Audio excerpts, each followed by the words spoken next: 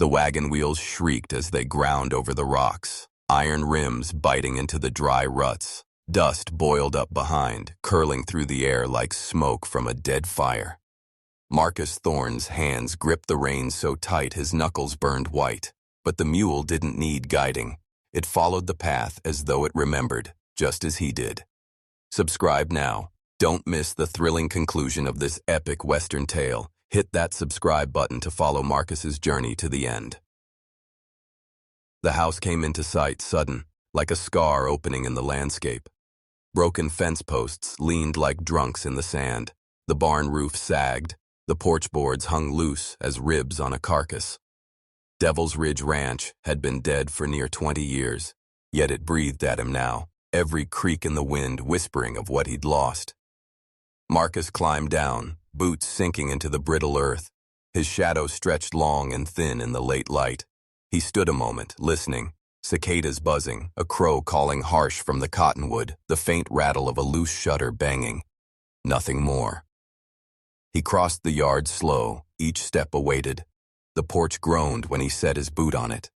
Dust rose when he laid his hand against the door. The wood rough and sun-cracked under his palm. He pushed. Hinges screamed.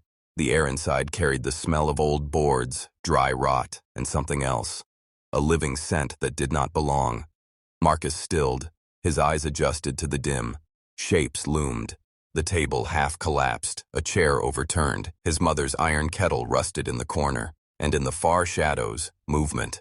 He heard it first, a sharp intake of breath, then the rasp of someone standing quick. A board creaked. Marcus's hand dropped to the revolver at his side, the old Colt worn smooth with years. "Don't," a voice said, sharp but breaking, high and unsteady. Out of the dark stepped a girl. No, a woman, but young, her dress plain and torn at the hem. Sunlight cut across her face through the slats, showing dirt smudged on her cheek and eyes wide as a deer's. She held a rusted kitchen knife like it was the last weapon in the world.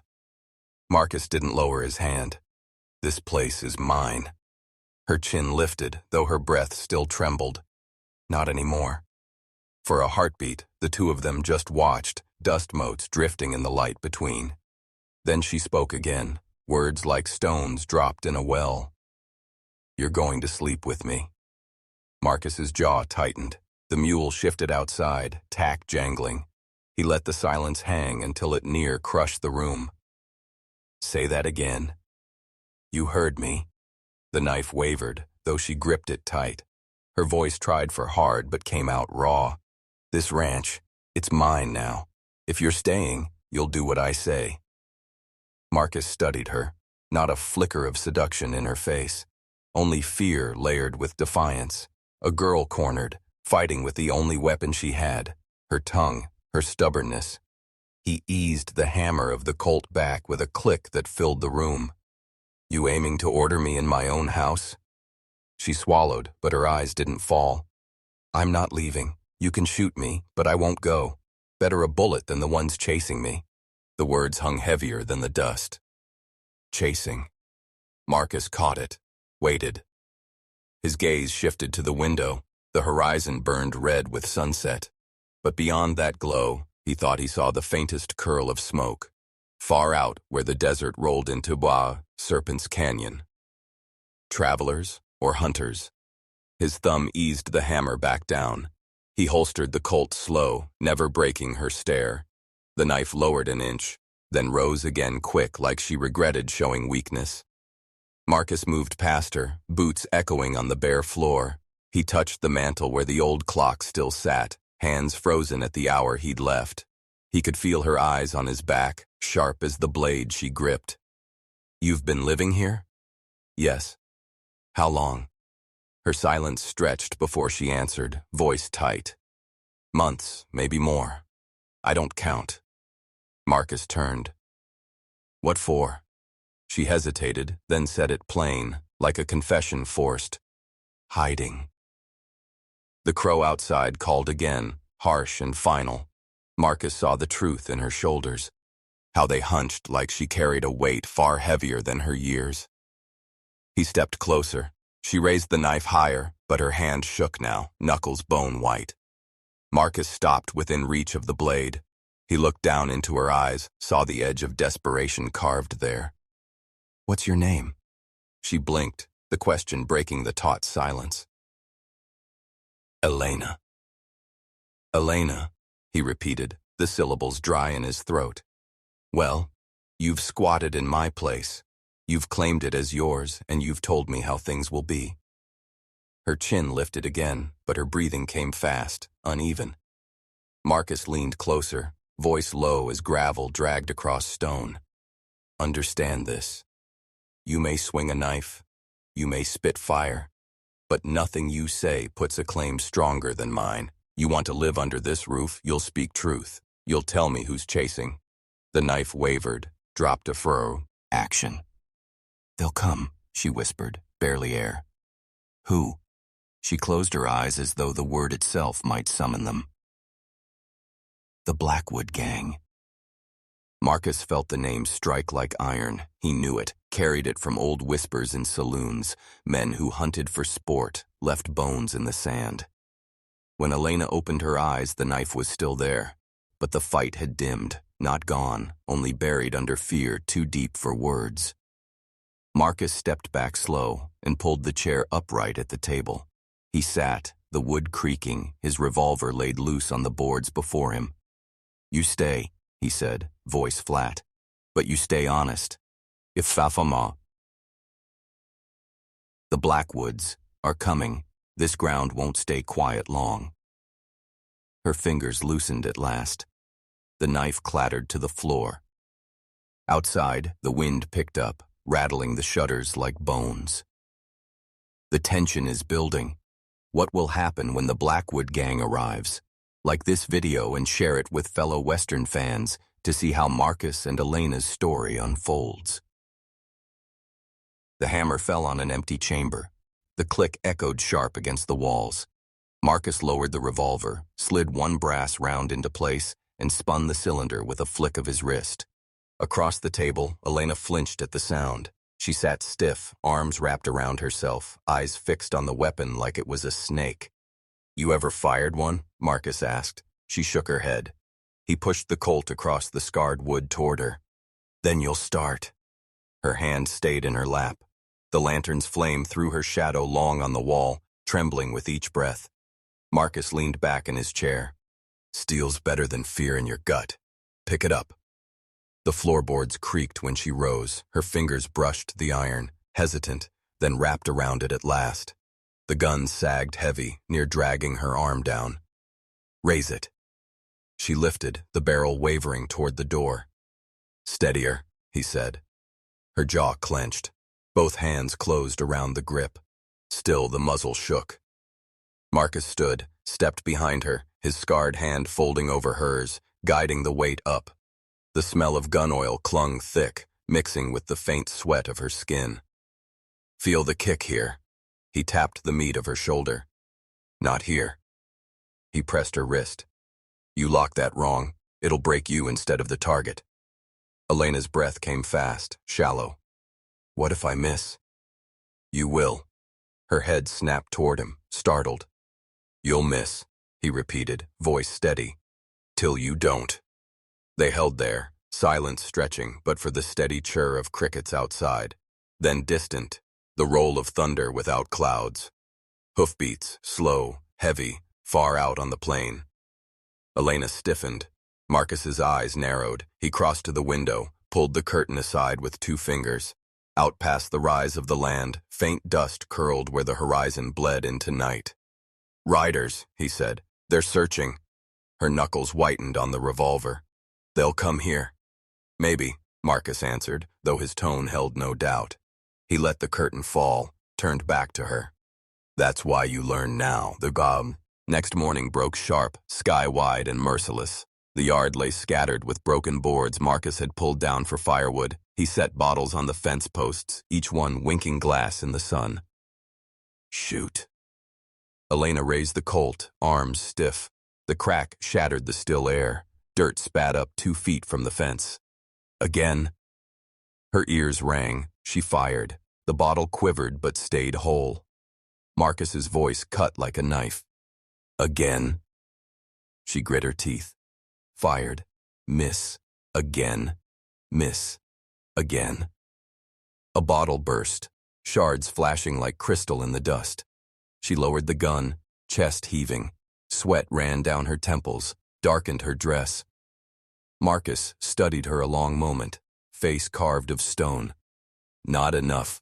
Again. Her eyes flared, anger sparking through the fear. She raised, fired. Glass exploded. She fired again, until smoke hung around her like a shroud. When the hammer clicked empty, she let the Colt fall to her side. Her breath tore ragged, but her eyes held something different now, a flicker that hadn't been there before. Marcus nodded once. Better? In Chut, Tombstone Creek, whispers crawled through the saloon like spilled whiskey.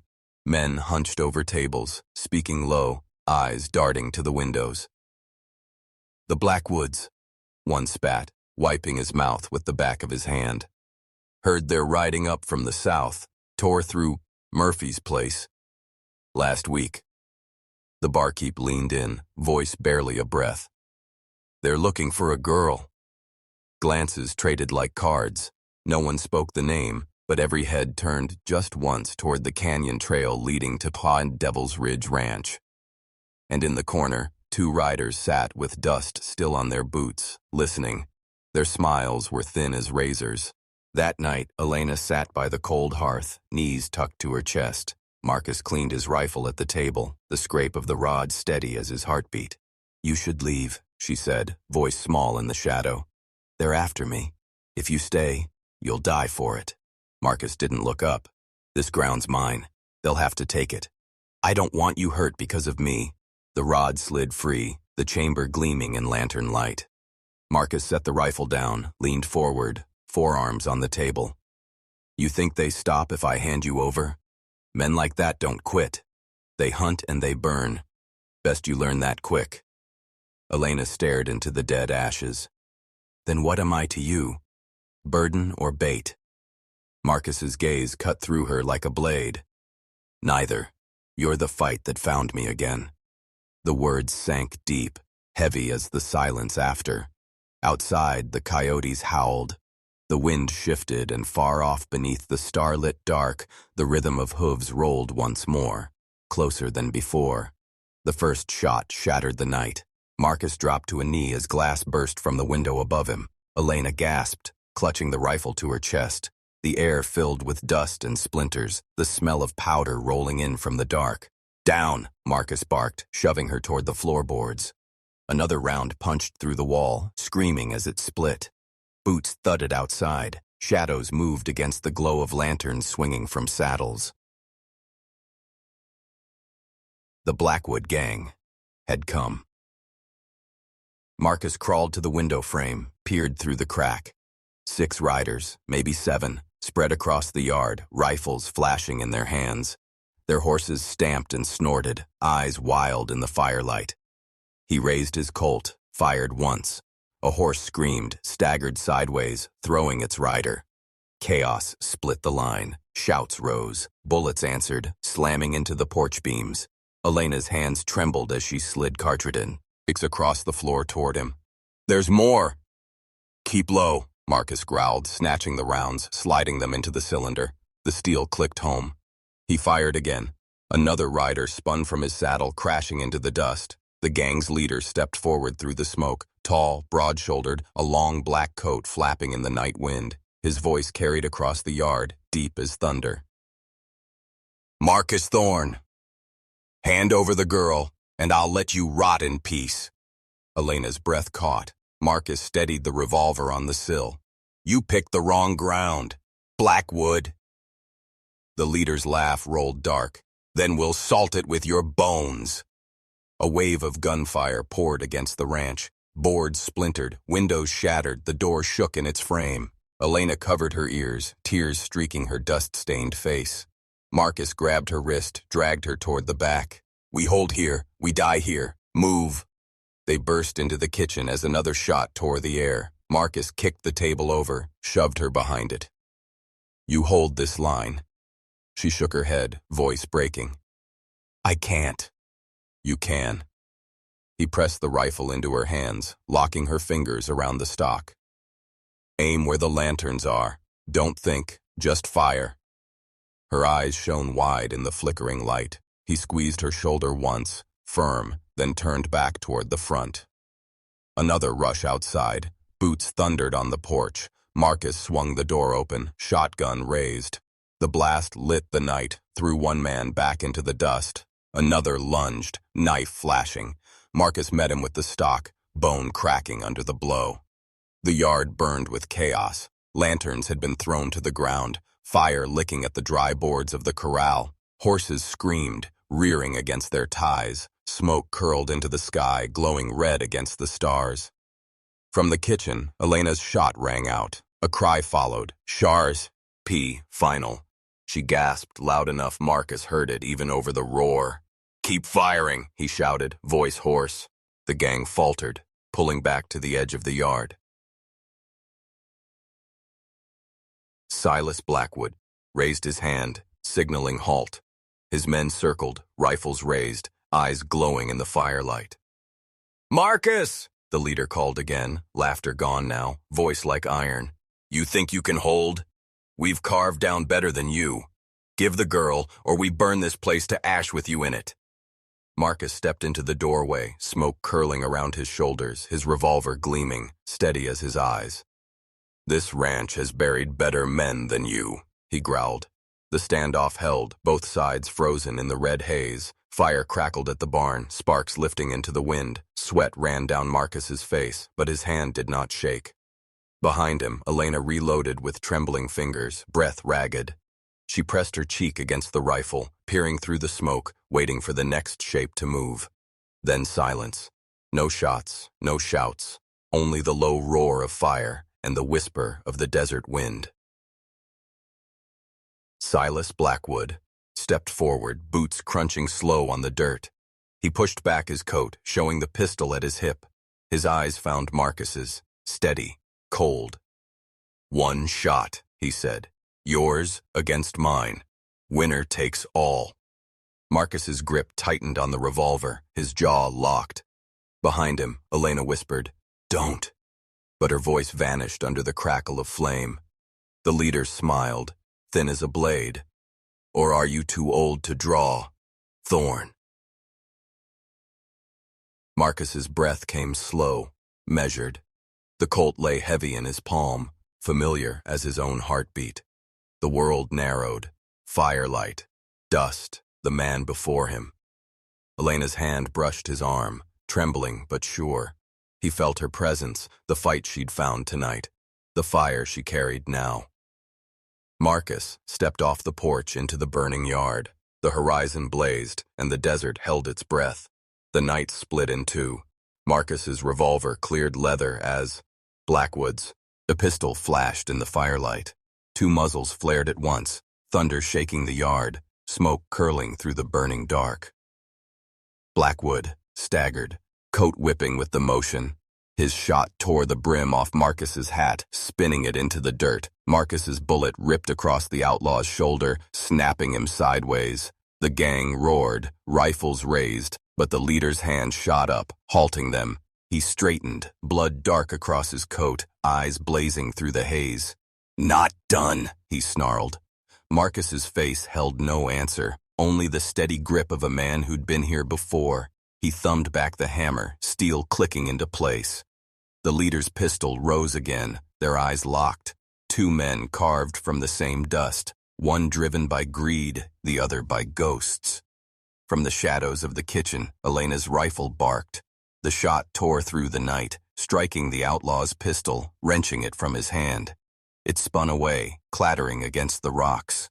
The yard froze. Elena's voice carried, raw but unshaken. Not him. Not tonight. Blackwood's gaze snapped toward her, fury boiling. He lunged for the knife at his belt. Marcus moved faster. His revolver spat flame, the bullet striking true. The outlaw's body jerked, knife falling, his knees buckling as he collapsed into the dirt. Silence crashed down. The fire crackled, timbers groaning as the barn roof sagged. Coyotes howled far off. their cries carrying the end of the fight. The community. Blackwood brothers stared at their fallen leader. Some cursed under their breath, others looked to the ground, shifting uneasy. None dared raise a weapon. Marcus stepped forward into the yard, smoke and fire painting him in shadow and gold. His voice came like gravel dragged across stone. "This ground don't belong to you." No man answered. One by one the riders pulled their reins, turning horses back into the night. Their shapes melted into dust and shadow, leaving only the dead behind. Elena stood in the doorway, rifle still trembling in her hands. Her face glowed in the firelight, eyes wide but steady, fixed on Marcus like she was seeing him for the first time. He holstered the Colt slow, heavy with the weight of years. For a long moment, he didn't speak, only breathed the smoke in silence, the fight still echoing in his bones. Then he turned to her. "You did good." Her lips parted, words failing. Tears streaked her cheeks, cutting lines through the soot. She lowered the rifle at last, letting it rest against the door frame. Together they walked into the yard, past the blood, past the broken glass and shattered wood. The fire licked higher, throwing sparks into the stars. Marcus looked at the house, the ranch, the scarred earth. A place once abandoned, now written in blood and fire. A place alive again. Elena's hand brushed his arm, light but certain. He did not pull away. By morning, the Tombstone Creek folk came. They found Blackwood dead, his brothers scattered, the ranch still standing though scarred. And they found Marcus Thorne, hatless, smoke-stained, standing tall beside the girl who would not bow. No man asked what had happened. They saw it in the dust, in the bullet holes, in the fire-charred beams. They saw it in Marcus's eyes, steady and unbroken, and in Elena's, fierce as the dawn. Word spread fast, faster than hoof or telegraph. It was said, Marcus Thorne, the gunfighter who had vanished into silence, had risen one last time. It was said he faced the Blackwood gang with only a girl at his side, and the desert itself bore witness to their stand. And Elena, the girl who once trembled with a knife in her hand, was named in whispers as the one who fired the shot that turned the tide. The story grew, as stories do. Some swore Marcus's Colt never missed that night. Others swore Elena's aim could split a bullet in midair. Around saloons and campfires, the tale was told with voices low, as though the desert might still be listening. But one truth held, carried through every telling. Marcus Thorne did not die forgotten. He did not fade into dust. He found his fight again, found it in the eyes of a girl who refused to break. And together they carved a legend into the bones of the frontier. And so the old ones say, when the wind howls across Bam Serpent's Canyon and the fire crackles low, you can hear the echo of that night, gunfire, hoofbeats, and the voice of a man who rose from silence to stand tall once more. Final CTA. What an incredible journey. Marcus and Elena's story proves that courage can be found in the most unexpected places. If this Western tale captured your heart, smash that like button, subscribe for more epic stories, and ring that notification bell. Share this with anyone who loves classic Western adventures. What did you think of Elena's final shot? Drop your thoughts in the comments below. Until next time, keep riding toward the sunset.